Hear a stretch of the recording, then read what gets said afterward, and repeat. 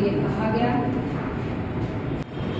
मैंने निर्वाचन कार्यालय में अपने फॉर्म के साथ उपलब्ध कराया। विवरण मांगे गए थे, उसमें त्रुटि है, इसलिए आपका नामांकन रद्द किया जाता है। मैंने उनसे आग्रह किया कि कौन सी त्रुटि है, कृपा करके मुझे बताएं।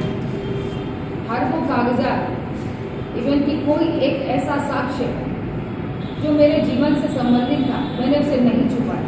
भाग्य का विषय ये होता है कि अगर मैं सत्ता में शामिल हूँ, आप भी जानते हैं, आप मीडिया वाले हैं, कि न जाने कितने कितने साक्ष्य छुपा लिए जाते हैं। आज भी मेरे पास ना मैं नहीं हो रहा था, तो मैंने इसकी जेरॉक्स कॉपी करके कई पन्नों में इसकी विवरणी दे दी, ताकि क्योंकि 3 चुनाव पहले लड़ चुकी हूँ और 3 चुनाव लड़ने के बाद मेरा आज तक कभी भी रद्द नहीं हुआ था नामांकन मेरा।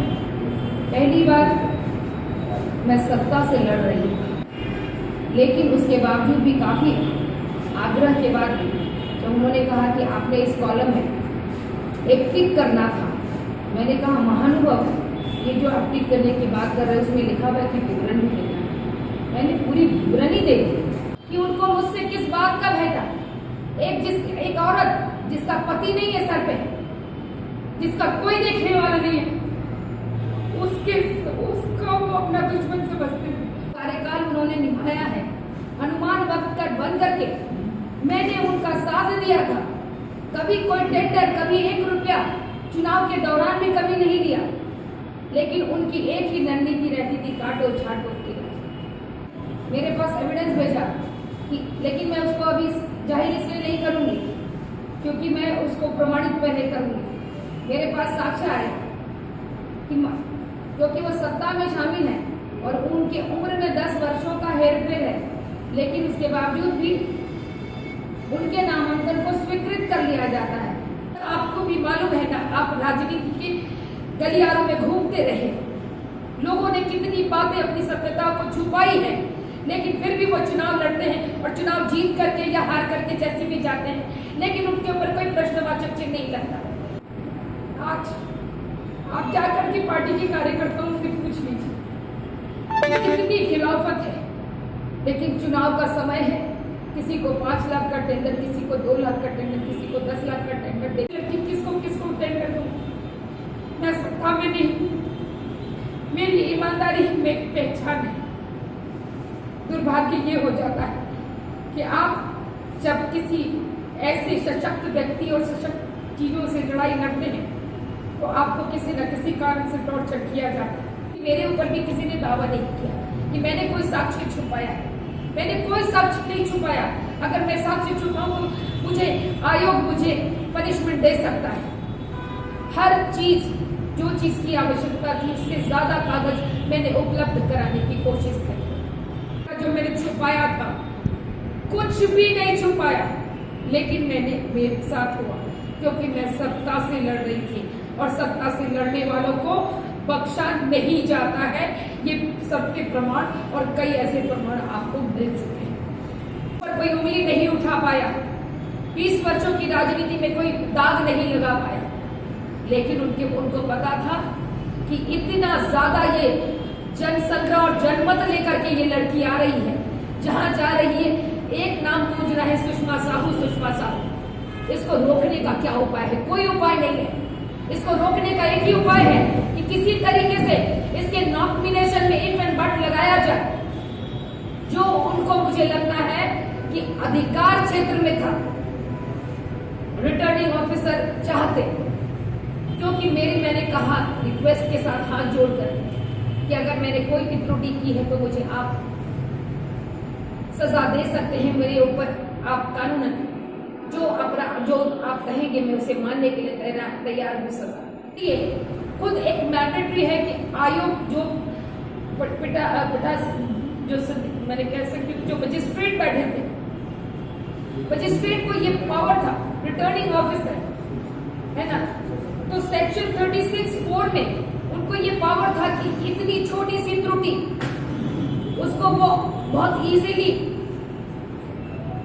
ले सकते थे, क्योंकि उनके जुडिक्शन में था। उन्होंने कहा भी कि मैम मैं आपकी छवि जानता हूँ, व्यक्ति दावेदारी मानी जाती है, अभी हमारे माननीय मुख्यमंत्री रहे विनोद जी, उनका स्वर्गवास हो, अभी उनकी चिता शांत भी नहीं हुई, उनकी पत्नी को टिकट की दावेदारी दे दी गई। वो पत्नी जो कभी भी राजनीति कर नहीं जाए।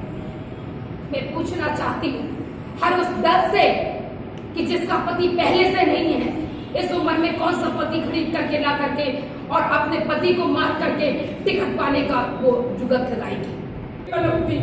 लेकिन आज मेरी आत्मा तकलीफ में, मेरी आज आत्मा तकलीफ में, और आज तक 20 वर्षों तक मैंने पार्टी की सेवा की थी, एक भक्त बन करके, एक हनुमान बन करके।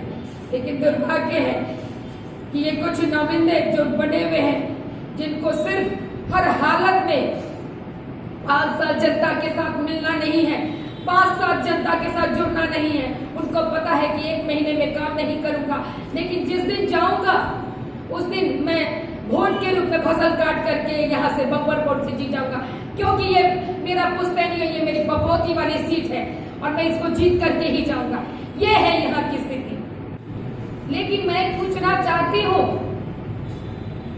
कि क्या कारण है, कभी विधायक के लोग मुझ पर आरोप लगाते हैं कि सुषमा साहू को खरीदा जाएगा, सुषमा साहू को खरीद लिया जाएगा पैसों की भोगती से, सुषमा साहू को बिठा दिया जाएगा। अरे वो चुनाव थोड़ी लड़ रही है, उसको बिठा दिया जाएगा। आज कह दिया गया कि सुषमा साहू को बिठा दिया गया है, मेरा नॉमिनेशन रद्द करके कह दिया गया कि मुझे बिठा दिया गया। तो जमीन आसमान का अंतर है। पिता जोड़ों की राजनीति करते थे, पिता तोड़ों की राजनीति करते हैं। उनका सिर्फ एक ही मकसद है, इसको काटो, इसको छाटो, इसको हटाओ। अगर सुषमा साहू या कोई भी कार्यकर्ता जिसका नाम वो अपने नाम से पहचाना जाने लगता है, तो उसकी बर्बादी का वो स्वयं कारण बनते हैं। 3 वर्षों से उन्होंने कोशिश करा कि मुझे हर बैठकों में जाने से रोक दिया, हर जगह छोड़ दिया।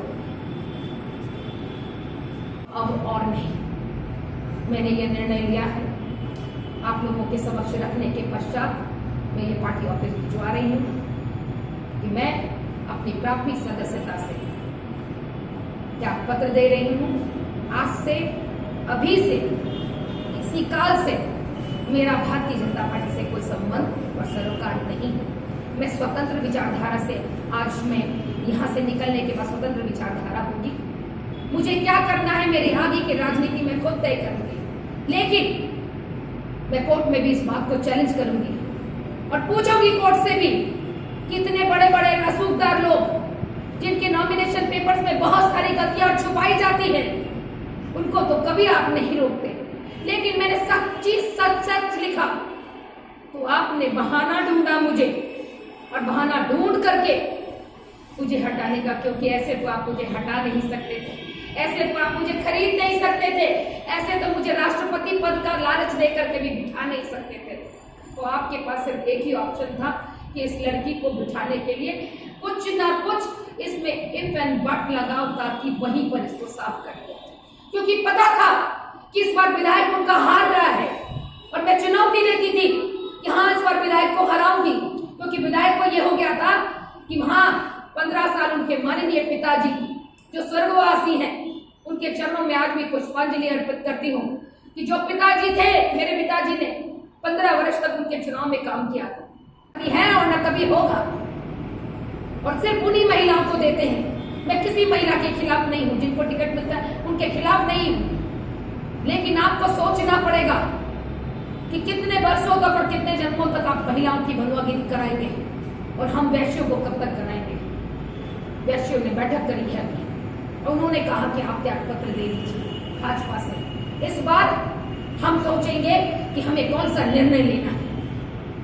बहुत का चुनाव लड़ी हूं और पटना से सबसे बब्बर वोट से मैं चुनाव जीत करके आती हूँ, लेकिन मैं विनिंग कैंडिडेट नहीं नजर आती, मैं विनिंग कैंडिडेट नहीं, क्योंकि मेरे पीछे एक बड़े बाप का नाम नहीं है, एक ओहदेदार पति का नाम नहीं है, कोई रसूखदार व्यक्ति का नाम नहीं है। टेंडर में इनका छाट देना इन्हीं से भय था और इस कारण इनका आप लोग है तो आप सर्वे विभाग के अधिकारी इनका मेन फसल